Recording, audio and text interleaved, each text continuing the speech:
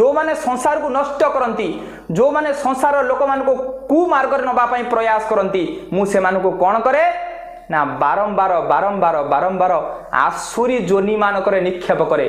से माने मृत्यु पर पुणी से आसुरिक जोनि मान नीच जोनि प्राप्त हे। साप बेंग कुकुर बिलुआ नीच जोनि प्राप्त हे।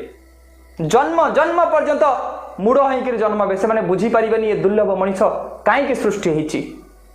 84 लाख जोनि रे मनीष बुली सारिला परे मनीष को ये दुर्लभ मनीष जन्म प्राप्त होती।